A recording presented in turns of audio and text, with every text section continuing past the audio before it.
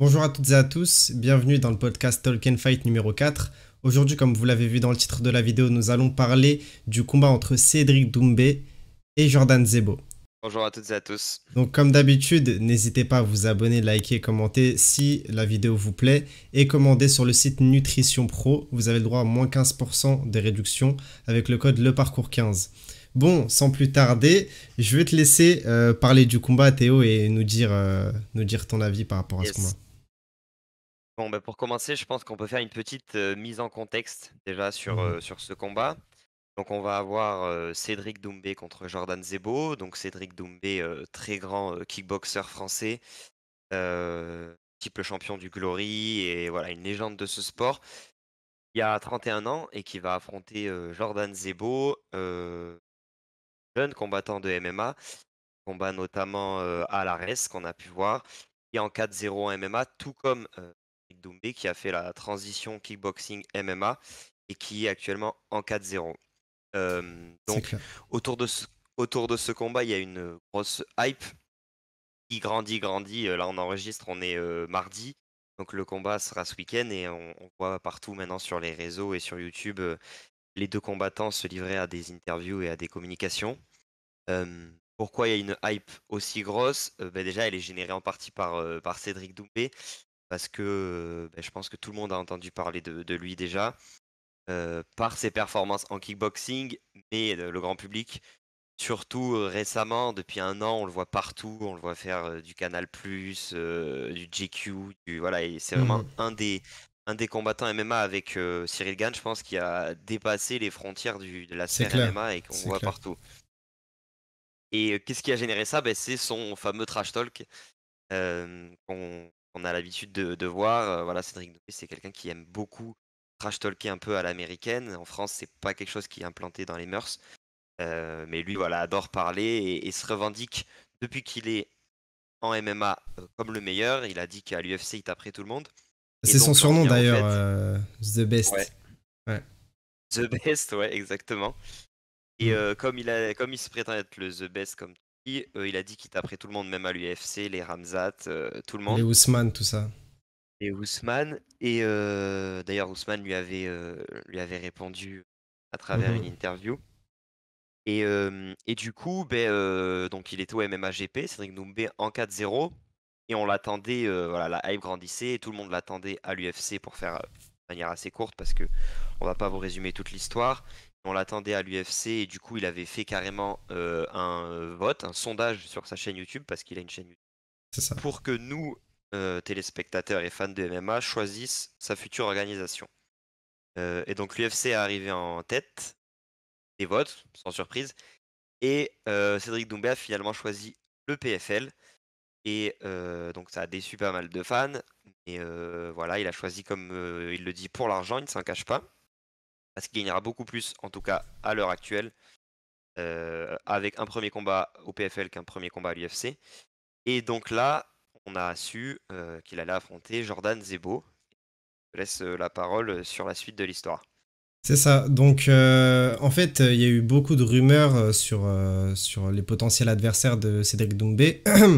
À la base, déjà, j'ai oublié le nom de l'adversaire qu'il devait affronter, mais il s'était blessé à la main. Il devait participer au tournoi à 1 million de dollars.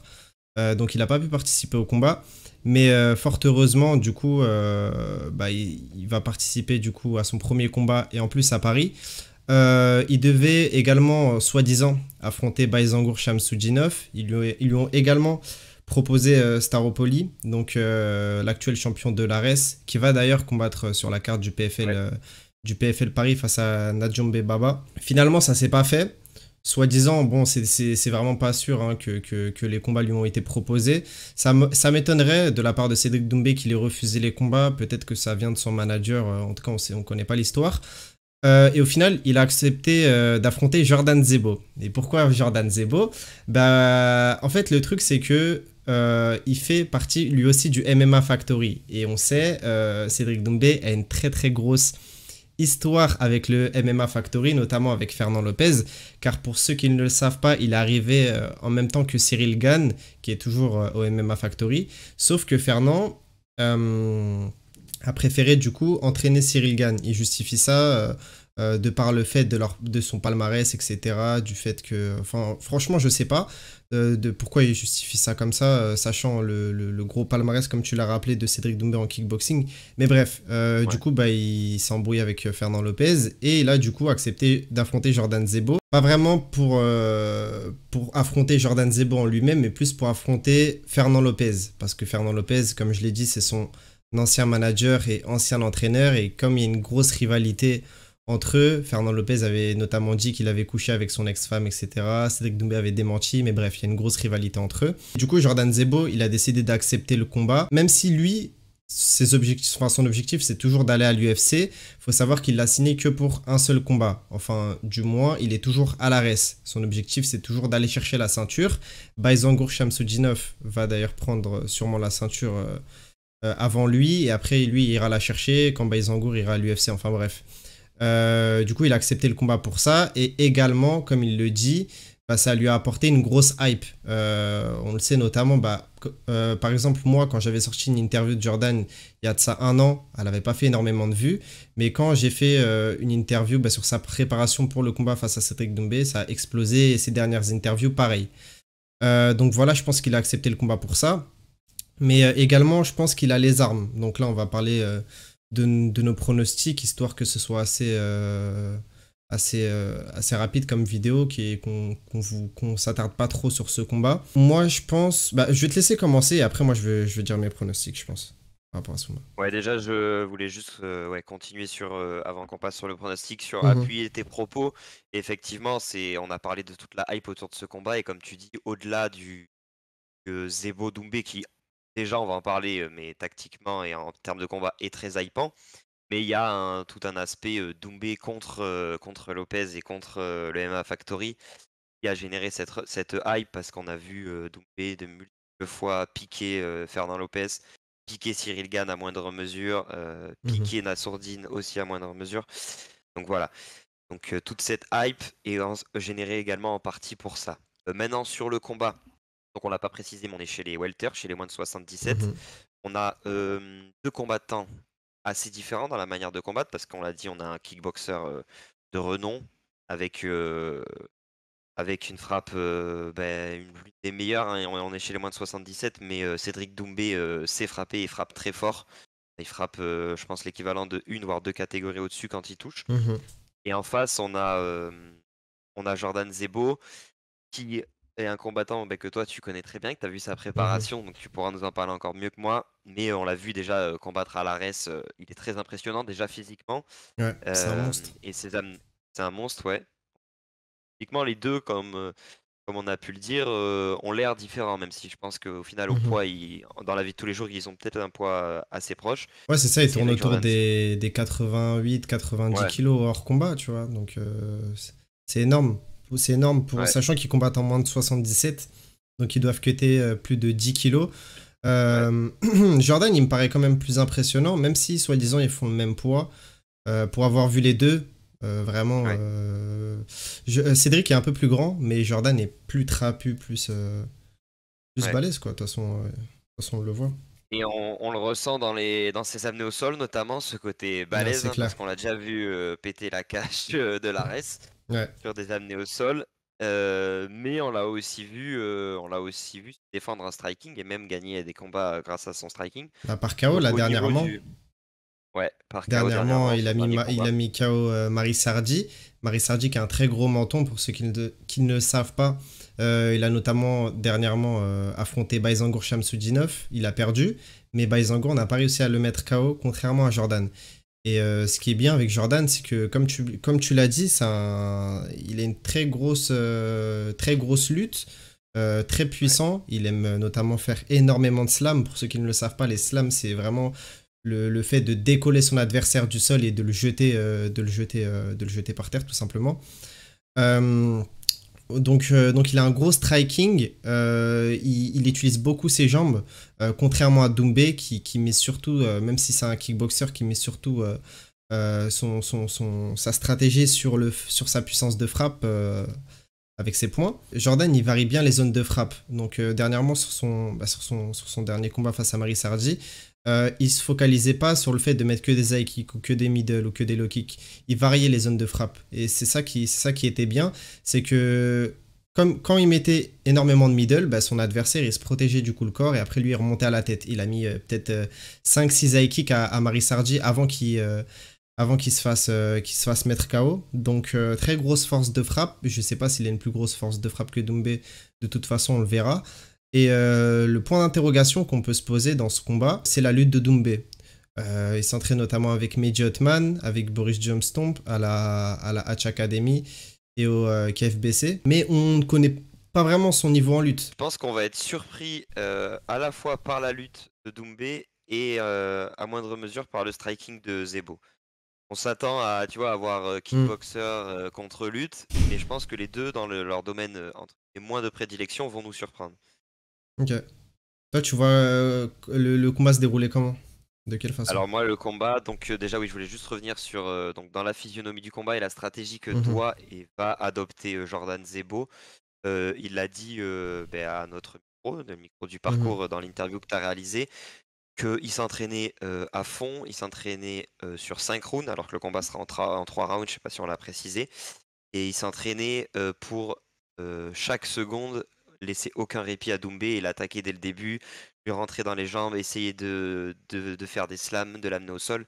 Et je pense que c'est la meilleure stratégie parce que s'il laisse, même si on l'a dit, c'est un bon striker, Zebo, s'il laisse voilà, contre le multi-champion du monde du kickboxing aller jouer sur le striking, c'est pas la stratégie adoptée, c'est pas celle qu'il a prévu d'adopter selon moi.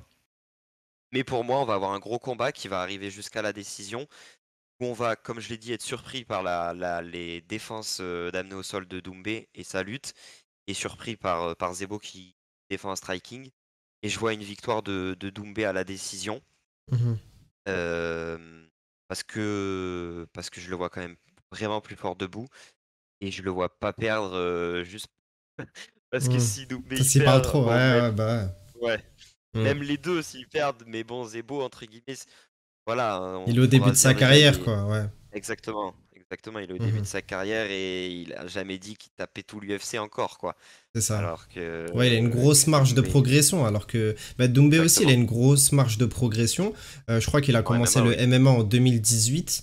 Ah, c'est Mais quand il arrive au MMA Factory, ouais, c'est 2018, hein. ouais, c'est C'est dans ça, c'est ses ça. débuts. Ouais, c'est ça. Donc il a une très grosse marge de progression. Je pense que Sidi qui t'a appelé Ousmane, tout ça, Jordan Zebo, ce sera pas un problème. Mais quand même, faut se méfier. Jordan, je l'ai vu s'entraîner plusieurs fois. Il a commencé, pour ceux qui ne le savent pas, par le karaté. Il n'a pas commencé par la lutte. La lutte, il en a fait quand il est arrivé dans le MMA. Du coup, de base, c'est vraiment un striker pur. C'est un striker pur. À l'entraînement, il met notamment des 360, il met des coups de pied taekwondo, etc. Donc ça aussi, il sait faire. C'est juste que, vu qu'il est extrêmement lourd de base, je pense plus lourd que Doumbé, il a une grosse masse musculaire. Je pense qu'il est plus lent et ça le désavantage dans la cage, mais il a une très grosse puissance. Donc enfin, je veux dire que il a moins de vitesse, mais il a plus de puissance. Enfin bref, qu'est-ce que je voulais dire? Ouais, donc ouais, comme tu l'as dit, faudra se méfier de son striking à Jordan. Parce qu'il a un très gros striking. Notamment, comme tu l'as rappelé, on l'a interviewé il y a quelques jours. J'avais pas le droit de filmer, faut savoir, son entraînement au sac de frappe et tout ce qui était et quand ça parlait de son game plan. Donc ça, je peux pas le dévoiler. C'est juste que je peux vous dire que les images que j'ai filmées, c'était rien comparé à ce qu'il a fait après. Donc il a un très très gros cardio. En fait, il faisait un circuit. Donc il faisait une grosse séance au sac. Ensuite de ça, il portait son coach qui fait plus de 80 kilos, plus un sac de 25 kilos. Donc il faisait des allers-retours comme ça avec son coach, plus le sac que son coach tenait. Et après, il repartait, il enchaînait au sac et tout. Donc très gros cardio, très gros striking, très grosse lutte. Mais comme tu l'as rappelé, il aura beau s'entraîner en striking, il a beau avoir un background en karaté, etc., en pancrace également, parce qu'il faut savoir que, certes, il est en 4-0 en MMA, et qu'il a fait des combats amateurs par le passé et des combats en pancrace. Ouais. Mais ouais, Doumbé, c'est un striker d'élite. On l'a notamment vu contre Klimas. Moi, j'étais devant la cage.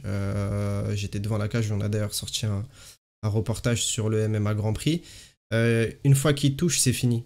Une fois qu'il touche, c'est fini. Ouais, Donc, c'est ça. ouais, j'ai peur pour Zebo qu'il se fasse toucher.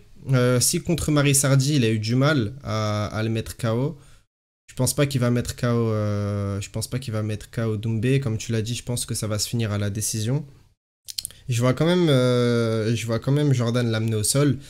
S'il n'arrive pas à striker, il va l'amener au sol. Et s'il n'arrive pas à l'amener au sol, après par contre, je saurais pas ce qu'il pourra faire, mais ouais, ça va être compliqué pour lui. Beaucoup de Cédric favoris, mais largement quoi. Moi, je pense pas. Je pense que ça va être un combat assez serré. C'est pas qu'on prend pas trop de risques, c'est juste que moi personnellement, j'ai vu les deux combattre plusieurs fois en vrai. Et je veux pas dire que Doumbé il m'a pas vraiment impressionné en MMA. Parce qu'il n'a pas affronté des gros noms. Klimas, Du moment, ouais. personne ne le connaît. Burillon, bon, je reste pas à lui, mais je veux dire, c'est pas un grand combattant. Title Shy non plus. Donc bon, et en plus de ça, je crois qu'il a même pas fini Title Shy. Donc je sais pas, à voir en plus il s'est Tu dois blessé au... dire un... Hmm. Si tu dois donner un gagnant, si tu dois donner un gagnant à la décision, du coup, tu dirais qui? Euh, Vu que j'ai envie j'ai pas envie qu'on donne les mêmes pronostics, pour moi je veux dire Zebo, même si, euh, même si je suis pas très très confiant non plus, hein. Je dis pas que Zebo il va totalement le dominer, mais à voir, peut-être qu'il va l'emporter, peut-être que ce sera Cédric, mais pour dire le contraire de toi, je dirais Zebo quand même. Voilà. Là, on espère un beau combat Ouais, c'est clair. et voilà, on n'est pas pour l'un ou pour l'autre, mais on espère Ah, c'est un combat un titre. franco-français, donc forcément, Ouais. si Cédric gagne, on sera content. Si Jordan gagne, on sera content également. Donc à voir Déjà, après. on Dis-moi. va avoir le droit à du divertissement là dans les jours qui arrivent. Ah, c'est clair, mais il y a la Je conférence sais. de presse qui arrive. D'ailleurs, Ouais. on sera présent. Moi, pas personnellement, mais il y a un de nos collègues qui sera présent à la conférence de presse. Donc on pourra vous faire quelques petites images de la conférence de presse. Ça va être sympa. Les trash talk de Ouais, c'est Doumbé. sûr. Hmm. Moi, je pense que, tu vois, durant ce combat, Doumbé, il a tout à perdre et Jordan, il a tout à gagner. Tu vois. Ouais, c'est sûr. C'est sûr. Si Cédric y perd, je pense que sa carrière, elle a même pas commencé, qu'elle sera déjà finie. Parce que ça va être compliqué pour lui de revenir après cette défaite, s'il perd. Et Jordan, bah, s'il perd, franchement, c'est rien. Sa carrière, il a 23 ans, on l'a pas rappelé. Il vient d'avoir 23 ans, donc sa carrière elle vient à peine de commencer, donc ce sera rien. Et s'il gagne, bah, il va prendre toute la hype de Doumbé. Donc tant mieux pour lui. Et puis voilà, je pense Je que pense Doumbé. que Ouais. ouais, je suis totalement d'accord avec ce que tu dis, mais je pense que Doumbé il est préparé à ça. Tout l'aspect mental, bien sûr que ça va jouer, c'est une partie importante à prendre en compte pour la physionomie du combat. Mais je pense que voilà, il s'est préparé et il sait qu'il n'a pas le droit à l'erreur et que voilà, il peut pas se rater. Et donc je pense que ça va passer sur ça et qu'il va finir par s'imposer avec la manière à la décision, mais que le mental, voilà, bien sûr qu'il a plus de pression que Jordan Zebo, même si les deux ont une grosse pression, hein, attention. Mais c'est sûr, comme tu dis, Mhm. s'il se rate pour son premier gros combat, son premier combat sérieux en MMA, bien sûr, on parle pas du kickboxing là. S'il se rate d'entrée alors qu'il annonce qu'il tape tout le monde à l'UFC, là c'est sûr que voilà, derrière on va pas, personne va le louper sur les réseaux. Mais justement, je pense qu'il est au courant de ça et qu'il s'est bien préparé. Totalement d'accord avec toi vis-à-vis de la confiance qu'il a pour ce combat. Donc voilà, rien de plus à ajouter. On parlera des autres combats peut-être dans une prochaine vidéo, voire pas du tout. Du moins, il y a énormément de gros combats, que ce soit le Ouais. combat de Abduragimov et de Lazy King. Il y a Anthony Salamon aussi qui va combattre. Et comme on l'a dit, il y a également Staropoli qui va affronter Najombe Baba. Bref, que des gros combats pour ce PFL Paris. N'hésitez pas, comme d'hab, à vous abonner, liker, commenter, partager si vous avez kiffé ce podcast. Et nous, on se dit à la prochaine pour d'autres vidéos sur le parcours. À la prochaine.